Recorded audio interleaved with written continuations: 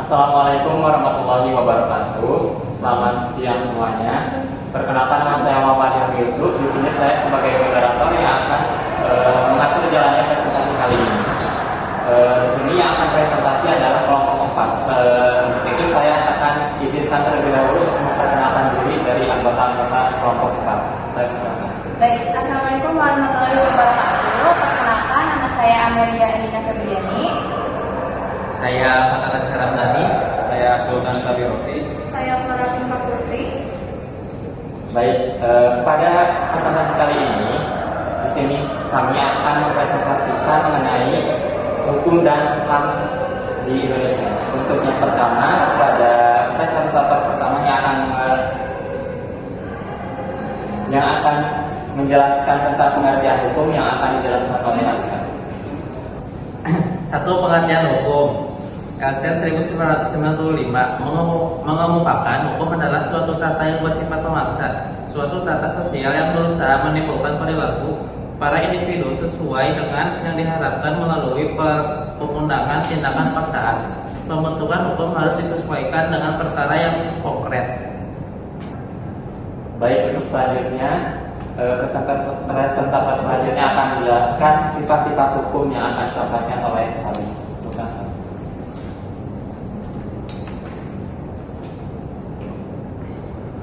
Sifat-sifat hukum terbagi menjadi 3. Hukum bersifat mengatur, hukum bersifat memaksa, hukum bersifat melindungi. Perbedaan dari ketiga hukum tersebut adalah hukum bersifat mengatur merujuk pada hukum yang memberikan pedoman atau arahan bagi perilaku masyarakat. Contohnya mengatur pasal cara pembayaran dalam perjanjian sewa menyewa bisa diubah sesuai dengan kesepakatan penyewa dan pemilik. Hukum bersifat memaksa adalah inti dari hukum. Contohnya hukum pidana, di mana pasal tentang pencurian dan pembunuhan harus dipatuhi oleh semua orang tanpa terkecuali. Hukum bersifat melindungi adalah tujuan akhir dari hukum. Contohnya, hukum perlindungan konsumen melindungi hak pembeli dan kecurangan penjual.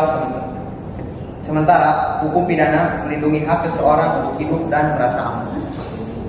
Selanjutnya ada juga hukum yang akan dijelaskan oleh Azhar.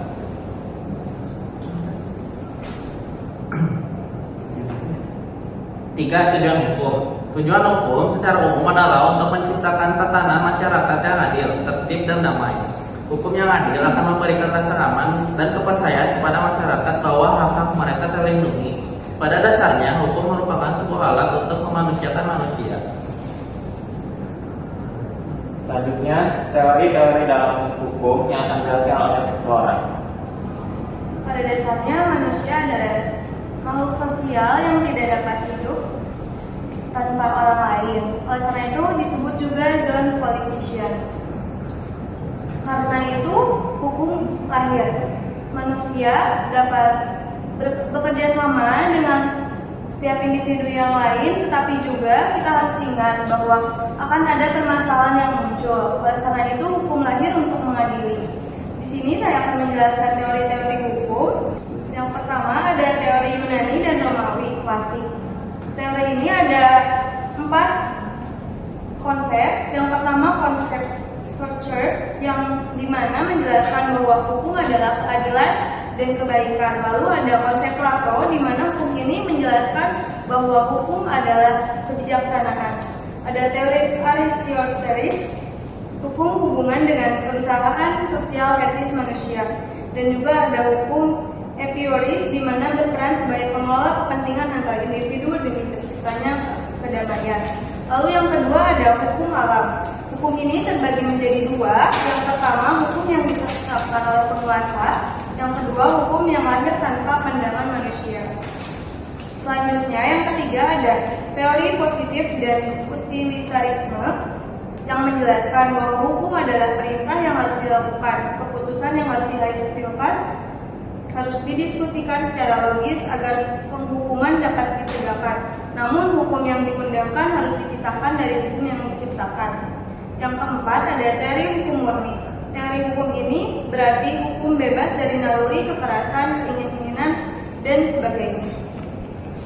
Selanjutnya ada penggolongan hukum yang akan dijelaskan oleh Lalu ada penggolongan hukum. Penggolongan Golongan hukum itu dibagi menjadi dua, ada hukum publik dan juga ada hukum private.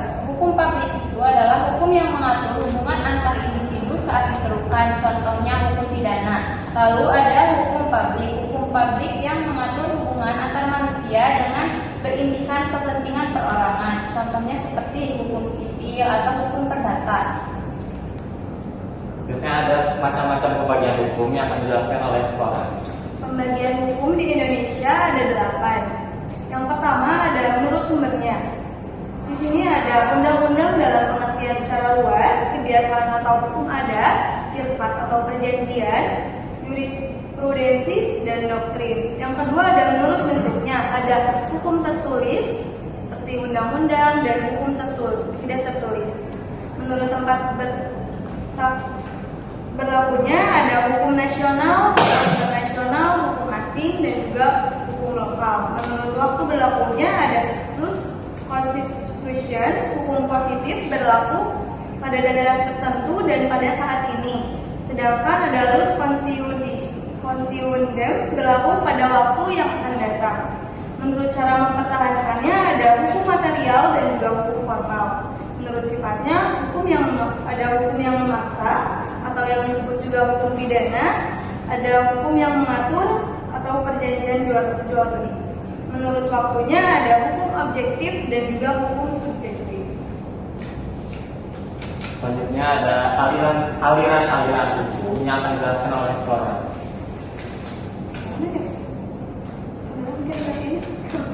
Oh iya, jadi saya tinggal aliran-aliran hukum. Aliran hukum terbagi menjadi 3. Yang pertama, legalisme dikatakan sebagai hukum undang-undang apabila terdapat undang-undangnya. Lalu yang kedua ada aliran Rechtsstaat beranggapan bahwa hakim sebagai pencipta hukum memiliki kebebasan melakukan segala hal yang tidak diatur di dalam undang-undang. Ada yang ketiga yaitu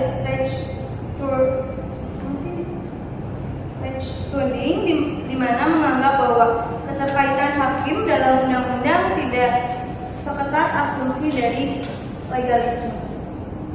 Baik, selanjutnya ada pengertian dari hak asasi manusia yang dijelaskan oleh Amel. Untuk pengertian hak asasi manusia adalah hak dasar yang otomatis dimiliki oleh setiap manusia sejak lahir. Jadi misalnya hak hidup, hak berpendapat, hak memiliki rasa aman gitu. Jadi intinya hak itu paket bawaan dari lahir kita setiap manusia yang nggak boleh diambil seenaknya oleh orang lain atau negara. Selanjutnya ada macam-macam hak asasi manusia yang akan dijelaskan oleh Azkar. Macam-macam hak asasi manusia ada 5. Pertama, ada bidang secara pribadi. Kedua, bidang secara politik. Ketiga, bidang secara hukum. Keempat, bidang secara ekonomi. Dan kelima, ada bidang secara sosial budaya. Selanjutnya ada sejarah HAM yang akan dijelaskan oleh Sultan Sabi. Baik, sejarah HAM, perjuangan mengenai penegakan HAM sudah terjadi sejak beribu-ribu tahun lalu untuk menghapuskan sistem perbudakan kaum Yahudi di Mesir pada zaman Nabi Musa alaihissalam. Perkembangan HAM di dunia diantaranya zaman kuno, gagasan tentang hak muncul di Yunani dan Romawi, misalnya soal keadilan dan kebebasan. Abad pertengahan, muncul Magna Carta pada tahun 1215 di Inggris yang membatasi kekuasaan raja. Pada abad pencerahan, tokoh seperti John Locke menemukan hak hidup, kebebasan, dan kepemilikan. Pada abad ke-18, lahir Deklarasi Kemerdekaan Amerika tahun 1776 dan Deklarasi Hak Asasi Manusia dan Warga Negara di Prancis tahun 1789. Pada abad ke-20, setelah Perang Dunia II, Perserikatan Bangsa-Bangsa atau PBB mengesahkan Universal Declaration of Human Rights pada tahun 1948 sebagai tonggak utama HAM modern. Baik, dan yang terakhir yaitu ada perkembangan HAM di Indonesia yang akan dijelaskan oleh Amel. Untuk perkembangan HAM di Indonesia itu, yaitu pada masa penjajahan Belanda, masyarakat di Indonesia itu dibagi menjadi 3 strata sosial gitu. Jadi di kelas pertamanya itu berisi masyarakat Eropa, di kelas keduanya berisi masyarakat Timur Asing sebagai kelas kedua, dan sebagai kelas ketiga itu pribumi. Nah, sistem ini yang menimbulkan diskriminasi bertentangan dengan hak hak manusia. Kondisi tersebut mendorong masyarakat untuk memperjuangkan hak-hak asasi mereka gitu. Jadi dasar pengembangan HAM di Indonesia berpijak pada 3 hal, yaitu proklamasi, pembukaan Undang-Undang Dasar, dan Pancasila yang kedua tentang kemanusiaan yang adil dan beradab.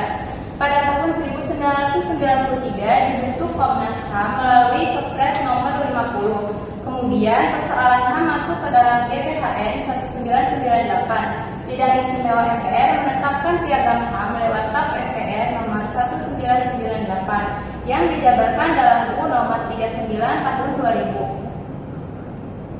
2000. Sekian presentasi dari kelompok 4. Saya ucapkan terima kasih dan mohon maaf bila ada kekurangan. Wassalamualaikum warahmatullahi wabarakatuh. Waalaikumsalam warahmatullahi wabarakatuh.